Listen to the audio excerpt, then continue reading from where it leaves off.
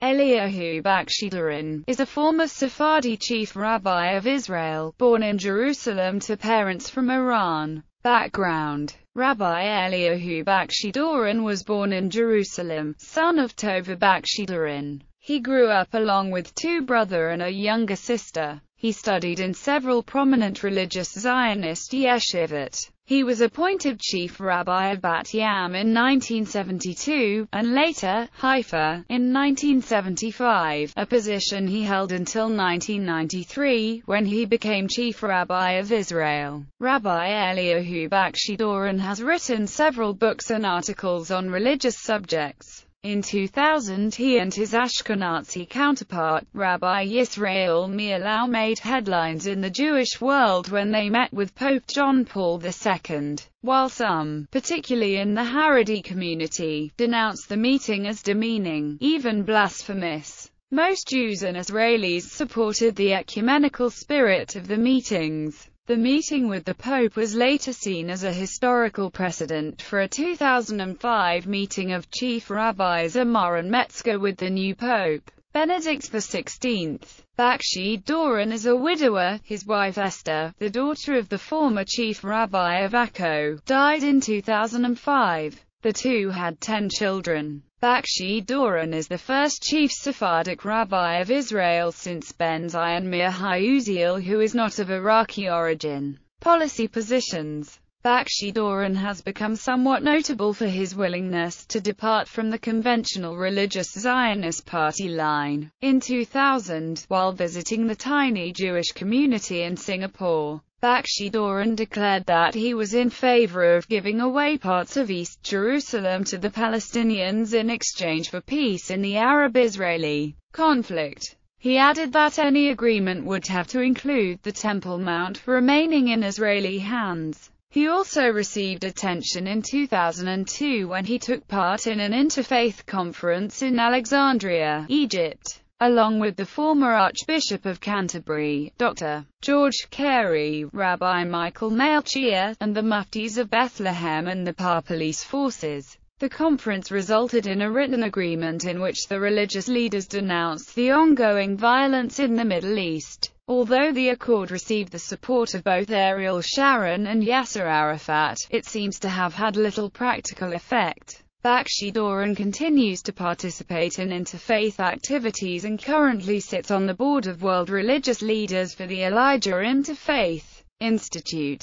In 2004, Bakshi-Doron spoke out in favor of introducing civil marriage in Israel, saying that the law subjecting members of the different millets to respective religious authorities had become irrelevant and was now a source of division and hatred. Bakshi-Doron came under fire by the Israeli Reform movement in 1996 after a sermon in which he compared the movement with the biblical Zimri, who was killed by another man, Pinchas, son of Eleazar, for sleeping with a Midianite woman. Bakshi-Doron responded by dismissing the complaint as a publicity move, saying it was unthinkable that anyone would seriously consider his speech as an incitement to murder. He was attacked by the Reform movement again in 1999 after comments which Reform leaders claimed compared Reform Judaism to the Holocaust. In 2002, he accused Yasser Arafat of attempting to commit a Holocaust against the State of Israel. Bakshi-Doron briefly received attention in January 2005 for attending the First World Congress of Imams and Rabbis for Peace in Brussels,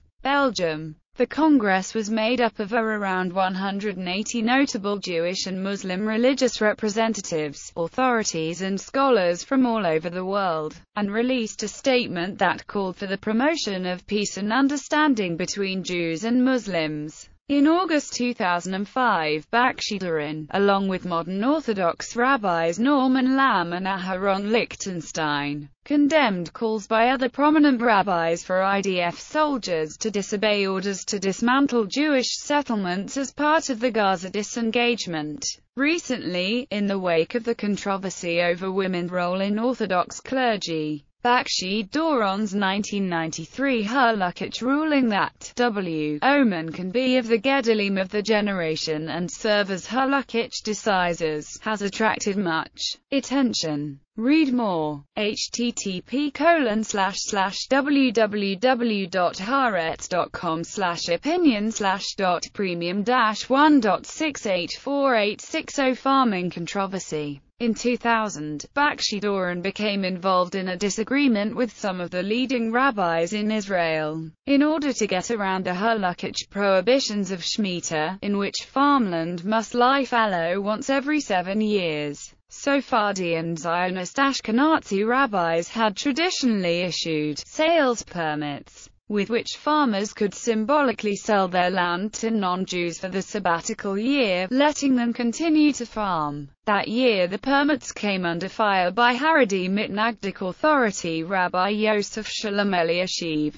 Chief Rabbis Bakshi-Doron and Lau, along with former Chief Rabbi Ovadia Yosef, ruled that the permits were still valid, and Bakshi-Doron publicly told farmers to go ahead with the sales. When Bakshi-Doron gave farmers the green light to go ahead and work during the sabbatical year, the Haredi newspaper Yated Neiman leaked threats that he would be excommunicated. He and his family were also threatened with ostracism, which would have meant that no member of the Haredi community could have contact with them. Eliashiv also said that unless Bakshi-Doron backed down, he would no longer be recognized as a rabbi among Haredim. In response, an emotional Bakshi-Doron met with Israeli President Moshe Katsav, where he reportedly burst into tears. Despite the open support of Katsav and Prime Minister Ehud Barak, Bakshi-Doron ultimately bowed to Eliashiv's threat. This was widely seen by members of the national religious camp, which Bakshi-Doron belonged to, as a surrender to the Haredi community. Quotes: